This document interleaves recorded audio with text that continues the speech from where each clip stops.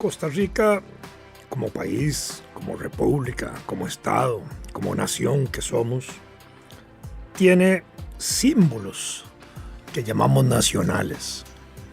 Esos símbolos nacionales podemos dividirlos en dos categorías: los símbolos mayores y los símbolos menores. Esos símbolos, tanto los mayores como los menores, son símbolos que podemos decir también son objetivos, son reales, son verdaderos, son tangibles, casi que los podemos tocar, abrazar, oler, pero sobre todo son sagrados, porque son aquellos elementos que de distinta manera nos identifican, señalan nuestra identidad, señalan aquellas cuestiones que nos son comunes a nosotros, que de una u otra manera cada costarricense se ve en ellos y los ve como propios, como parte de esa identidad, no solo nacional, sino también personal. Esos símbolos son los mayores, la bandera, que quizás es el símbolo más importante de todos, el escudo, los llamados escudos de armas, el pabellón nacional. El pabellón nacional es la fusión, la unión de la bandera y el escudo, las letras y la música del himno nacional. Digo las letras porque en el siglo pasado hubo varias letras, varias entonaciones para la misma música del himno nacional, hasta que en 1903, por concurso, José María Celedón Brenes ganó la letra actual que cantamos o entonamos del himno nacional. Pero en el siglo XIX hubo varias letras.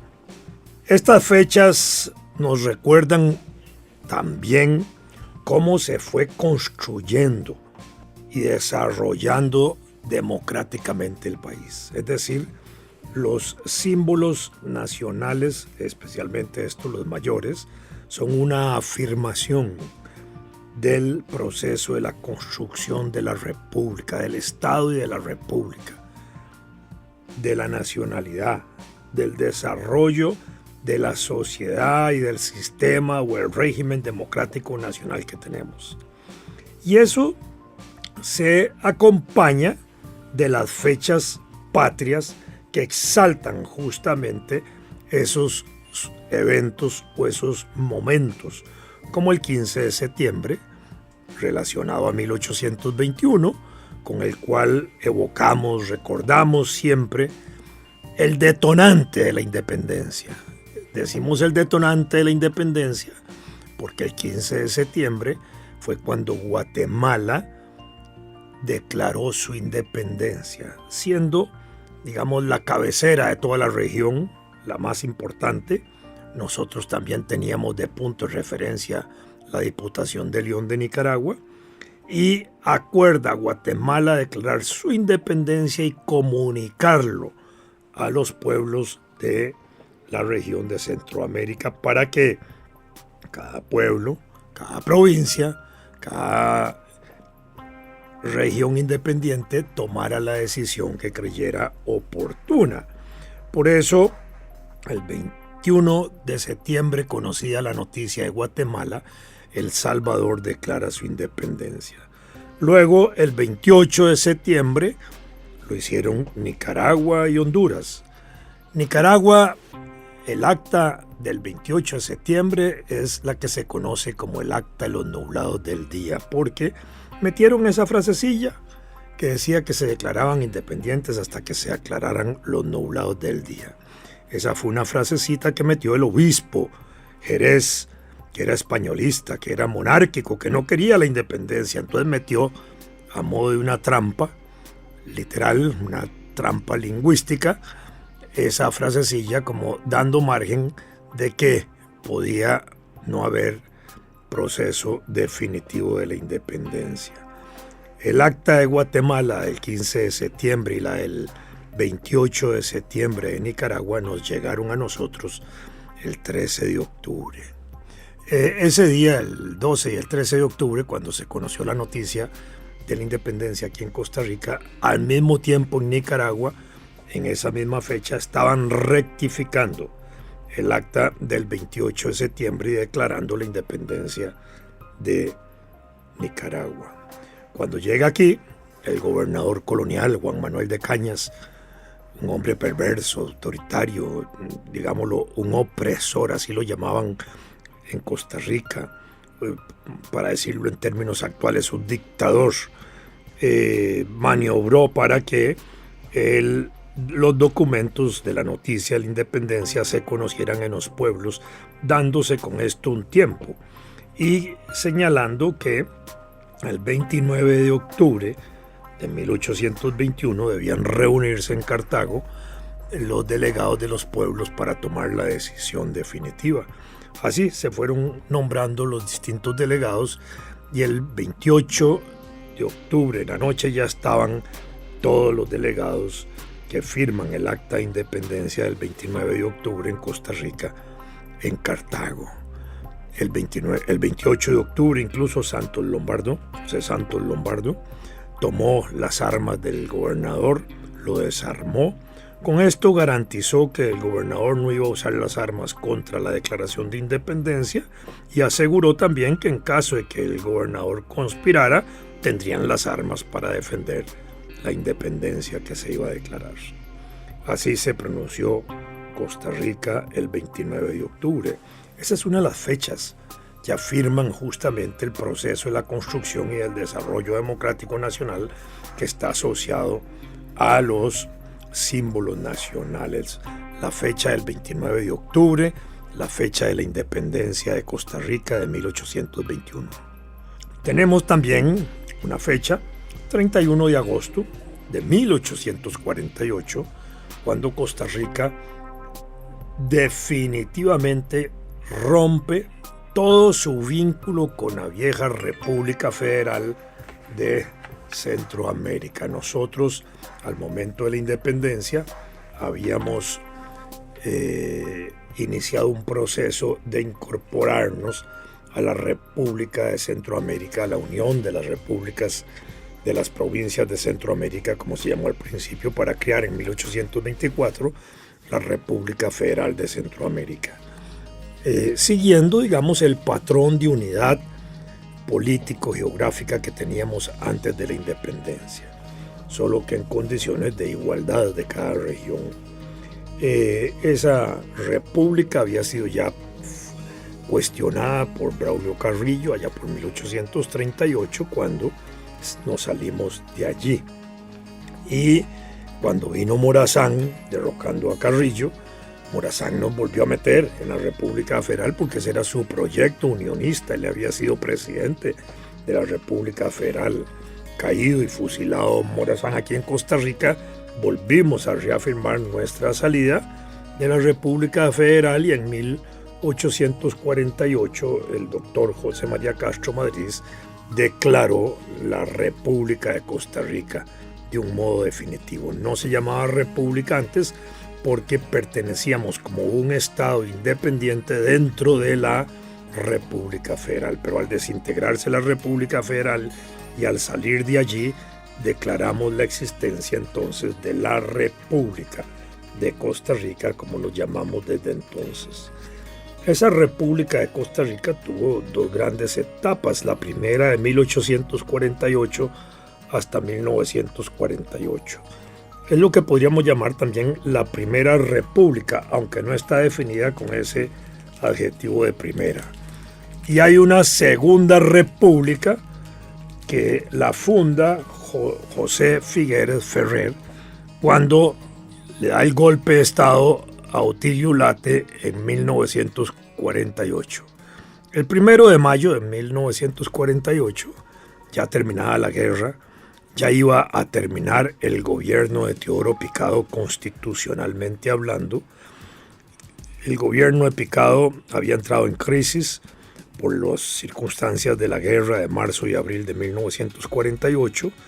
los sucesos bélicos, la lucha armada se había suspendido con motivo de las conversaciones que realizaron don José Figueres y Manuel Mora en Ochomogo, que se tradujo en un documento que mandó el padre Benjamín Núñez a nombre del grupo de Figueres a Manuel Mora, donde se garantizaban las garantías sociales, el código de trabajo, la legalidad de los partidos políticos, la legalidad de los sindicatos, en fin, una serie, la no persecución de los vencidos en la guerra, etc. Y eso se avaló en la Embajada de México, en lo que se conoce el Pacto de la Embajada de México, con apoyo del cuerpo diplomático. Ahí se suspende la guerra, no cae el gobierno de Teodoro Picado. Teodoro Picado había sido presionado por Figueres para que renunciara, y al renunciar entonces Figueres entraba a tomar el gobierno provisionalmente. Eso no lo hace Teodoro Picado, sino que pide un permiso oficial de salida del gobierno, lo que es usual, y en su lugar lo sustituye el designado a la presidencia, que es como decir el vicepresidente de la República, que era el ingeniero Santos León Herrera, a quien le toca terminar el gobierno constitucional de Teodoro Picado, que había iniciado el 8 de mayo de 1944 y terminaba el 8 de mayo de 1948. Como Figueres hizo la guerra para darle la presidencia a Ulate, que le había sido negada en febrero por el Congreso de la República, el 8 de mayo debía asumir entonces la presidencia Otilio Ulate. Sin embargo, el 1 de mayo de 1948, todavía bajo el gobierno constitucional terminándose de Teodoro Picado, bajo la presidencia de Santos León Herrera, Figueres le impone a Otilio Ulate un pacto que se llama el Pacto Ulate-Figueres, con el cual le dice que él reconoce, Figueres, el gobierno de Ulate, que reconoce el triunfo electoral que él había tenido en febrero, pero que la presidencia no se la va a entregar todavía. Se la va a entregar 18 meses después, que podían ser prorrogables a 2 años. Con eso, literalmente, Figueres le da un golpe de estado a Otilio Ulate porque se niega a darle la presidencia e inicia él a la fuerza lo que se llama un gobierno de facto, un gobierno inconstitucional porque suspende la Constitución de 1871 y empieza a mandar por la fuerza. Así se inicia ese gobierno de Figueres, de la Junta de Gobierno, que la titula fundadora de la Segunda República. Por eso es que decimos que entonces el concepto república de Costa Rica tiene 2 etapas. La primera, hasta 1948, y la segunda, cuando Figueres funda y declara la existencia de la llamada Segunda República, que es el periodo que hemos vivido desde 1948 hasta hoy. Esto en algunos países sucede, declaran periodos históricos como la Primera, la Segunda, la Tercera, la Cuarta o la Quinta República. De la Quinta República, Francia la vive actualmente y Venezuela también. En el caso de Venezuela, con el presidente Chávez, se fundó la Quinta República. Cuando estas repúblicas, primera, segunda, tercera, cuarta o quinta, suceden y se crean, en los países que crean esas repúblicas, se crea también una conciencia alrededor de ese periodo histórico. Es decir, la gente de la Quinta República es educada en valores a través del proceso educativo en eso que se llama Cuarta, Quinta o Tercera o Segunda República. Nosotros, curiosamente, no desarrollamos desde el 48 hasta nuestros días una conciencia de vivir bajo la Segunda República. Más bien la tenemos como un referente nada más de delimitación histórica. Entonces tenemos así una fecha como la del 31 de agosto, que también exalta esos elementos de identidad nacional. Junto a esto, existen también los héroes nacionales: Juan Rafael Mora, José Joaquín Mora Porras, José María Cañas, Juan Santamaría, Francisca Pancha Carrasco, que son héroes surgidos alrededor de la guerra en 1856 y 1857. Curiosamente, nosotros no hemos desarrollado un culto, una exaltación de los héroes, para llamarlos de esa manera, de los próceres de la independencia de Costa Rica. ¿Quiénes fueron los que impulsaron el proceso de la independencia? ¿Quiénes firmaron el acta de independencia del 29 de octubre de 1821? Esas figuras son muy desteñidas, muy desdibujadas, muy ignoradas. No se les conoce, no se les cultiva su conocimiento, no se hace estudio ni se exaltan sus elementos básicos de vida. No forman parte del imaginario colectivo nuestro.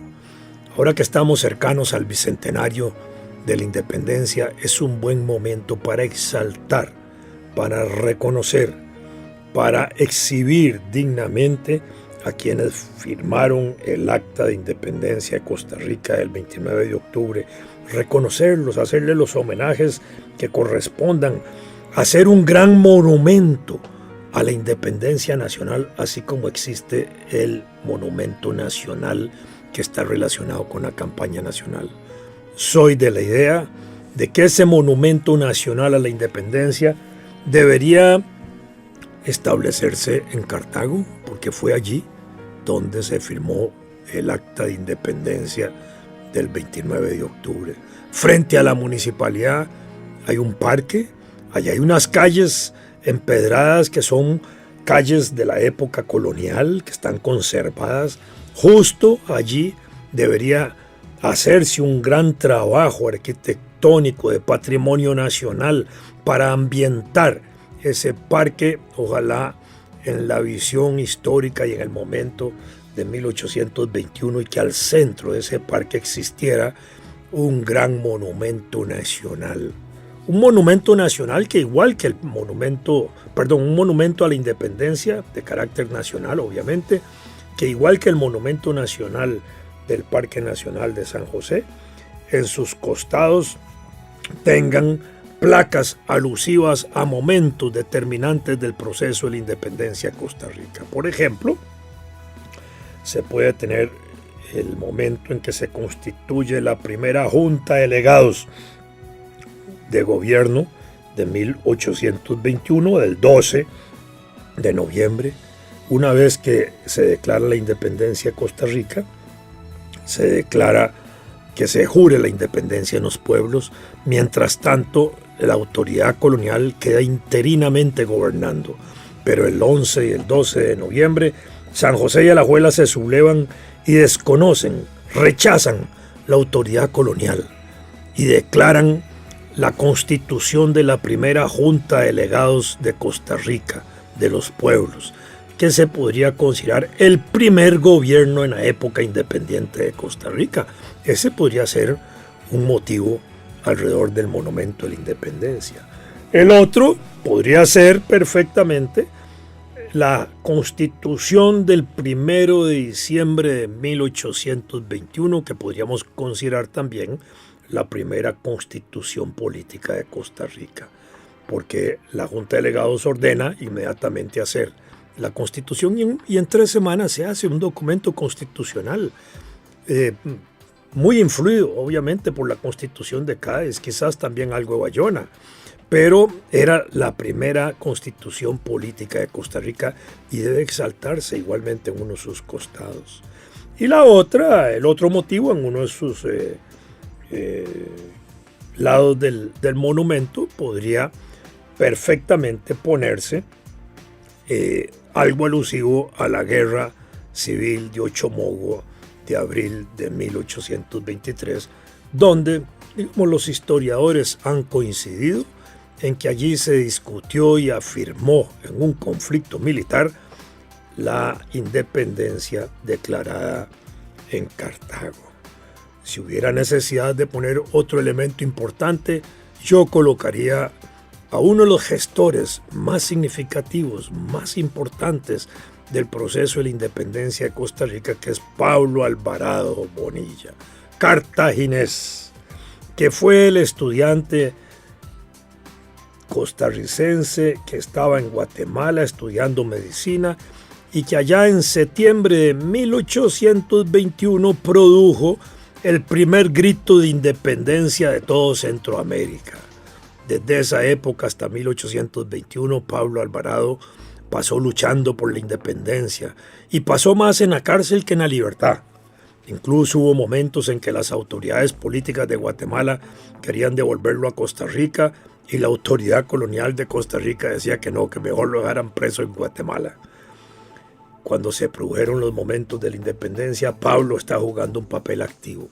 Uno de sus hermanos también era un activista de la independencia y uno de los hombres influyentes en los primeros gobiernos de Costa Rica.